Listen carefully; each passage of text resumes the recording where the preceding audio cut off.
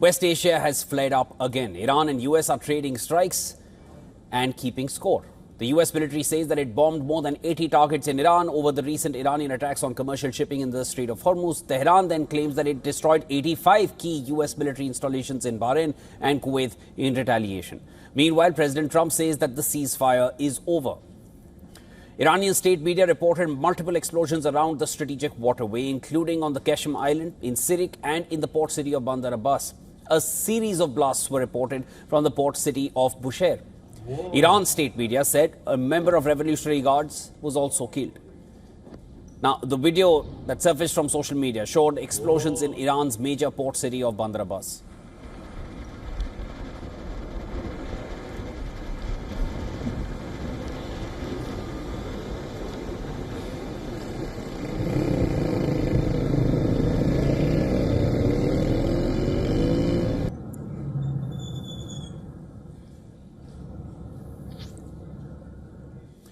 The US Central Command said that its forces hit Iranian military targets, including air defense systems, command and control networks, radar sites, anti-ship missile capabilities, and more than 60 small boats operated by Iran's Revolutionary Guards in and around the strait. It said that the strikes are over for now.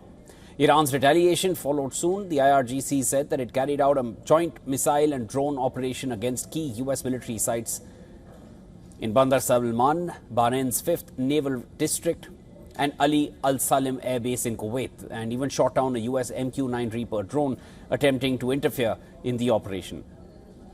Sirens were heard across Kuwait City as country's army responded to missile and drone attacks. It said that the attacks undermined efforts to de-escalate tensions in the region. Several explosions also rang out across Bahrain after authorities sounded air raid sirens to warn of an attack. Now, the military escalation came just hours after Washington revoked a temporary sanctions waiver that had allowed Iran to export crude oil under limited conditions. It also came at a time when Iran is conducting the funeral ceremony of its slain Supreme Leader Ayatollah Ali Khamenei. The remains of Khamenei, and they are in Iraq at this point, where tens of thousands joined the procession. The strikes came just before a summit of NATO leaders in Turkey. Speaking in Ankara, and Trump said he thinks the MOU with Iran is over. US President Trump reportedly even approved the strike plan and gave the order while he was in Ankara for the summit. According to an Axios report citing a US official, Trump held a meeting in Ankara with Secretary of War Pete Hegseth, Secretary of State Marco Rubio, Treasury Secretary Scott Bessent, as well as the military chief General Dan Keane. Is the ceasefire done? Is the MOU dead? It's a very interesting question. To me, I think it's over. I don't want to deal with them anymore. They're scum. You know what scum is? They're scum. They're sick people. Well, Tehran, on the other hand, says that US breached the Memorandum of Understanding.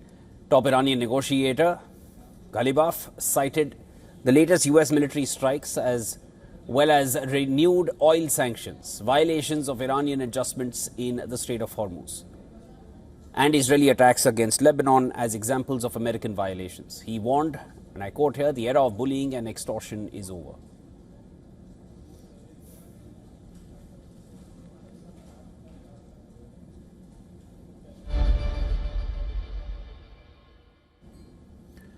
All right, I'm now being joined by Dr. Amir Javed Anfar, lecturer of Iranian politics at Reichman University in Israel, West Asia analyst, and co-author of The Nuclear Sphinx of Tehran. Dr. Javed Anfar, always a pleasure speaking with you. Thanks so much for joining me here. Is the war going to start again? Trump has already announced that this ceasefire is over. Well, first and foremost, yes, I think it's going to be low intensity conflict for now. I don't think it's going to be in the same volume of attacks which we saw during the 40-day war, which started on February 28th this year. But it's very important to look at why. Why is this happening? Why are the two sides firing at each other? I think this is a very important question to address for your viewers. The source of this conflict is the following. the Memorandum of Understanding says that Iran should provide access to all ships. It says upon Article 5, it says upon the signing of this Memorandum of Understanding, the Islamic Republic of Iran will make arrangements using its best efforts for the safe passage of commercial vessels with no charge for 60 days from the Persian Gulf to the Sea of Oman and vice versa. Now, so why are the Iranians attacking? Because there are ships that are using the Omani side, because there are two sides. When you cross the Strait of Hormuz, there are two sides, two lanes, the Iranian lane and the Omani lane. So there are some ships that are using the Omani lane, and the Iranians are attacking them based on their interpretation that this text of the agreement has put them in charge of the Strait of Hormuz. But that is not the case. That is not the case. But in Iran, they're saying, they're interpreting it that way. They believe that all ships that go through the Strait of Hormuz have to coordinate with them, have to abide by their definitions of security, have to pass through their lanes. So they're attacking these ships that are going in the Omani lane, which is not against the Memorandum of Understanding, but they're attacking them, and the Americans have had enough. Dr. Javed Nafar, as far as Iran is concerned, they have maintained that the Strait of Hormuz will not go back to pre-war levels.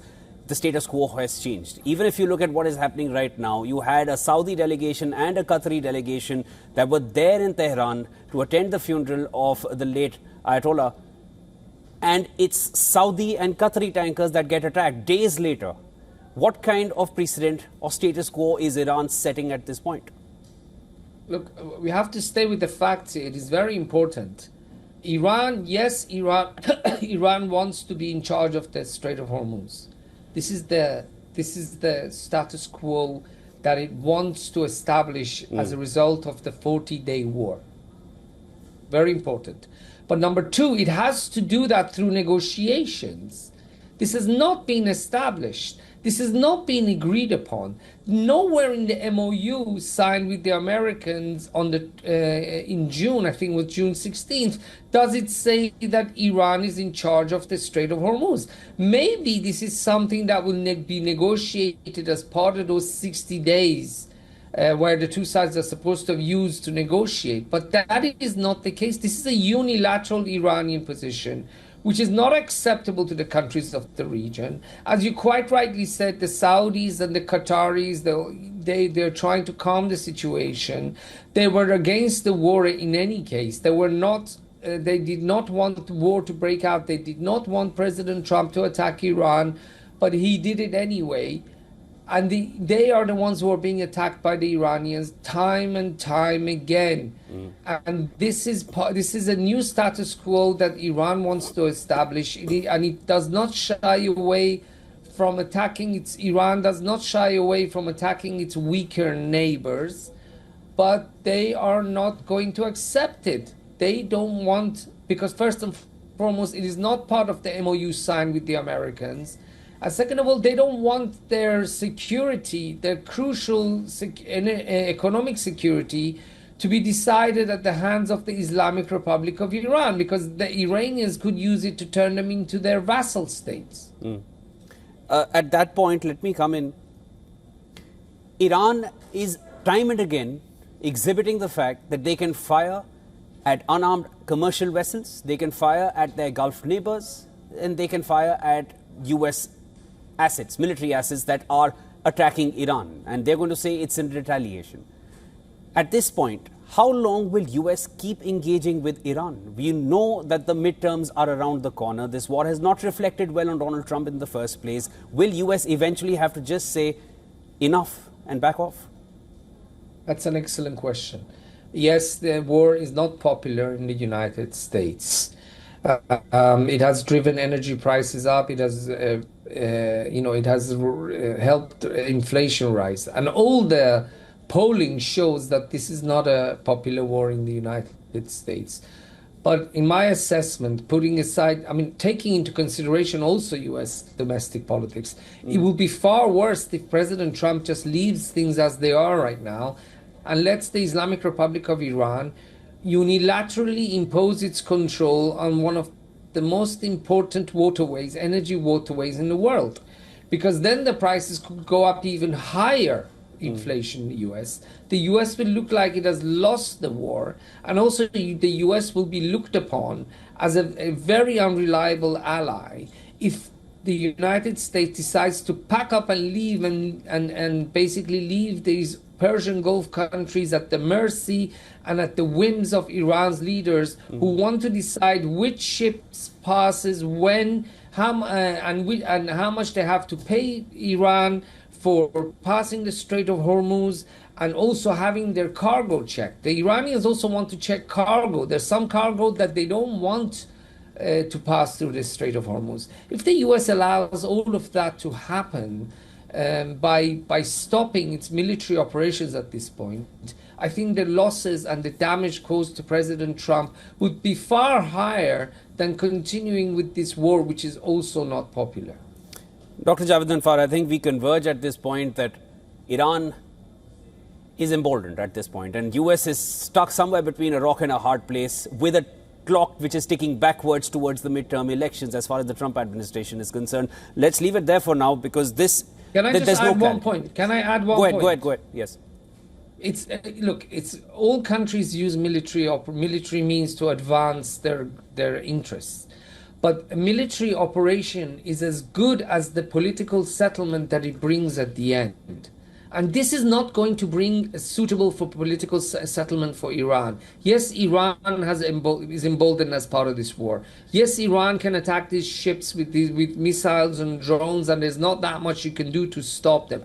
All correct. But this will not bring strategic gains for Iran unless it can turn all of this to a settlement with its neighbors and the United States. And the terms that Iran wants to set as part of this settlement, which is its complete control over the Strait of Hormuz, will not be accepted. So this could be a military advantage for Iran, but it could turn out to be a political loss.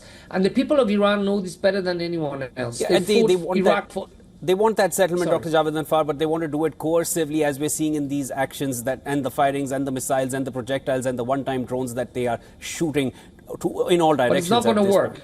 Well, let's wait and watch. Let's wait and watch. Dr. Javed Anfar, thanks so much. That's all the time we have right now. Look forward to speaking with you again. Thank you, sir.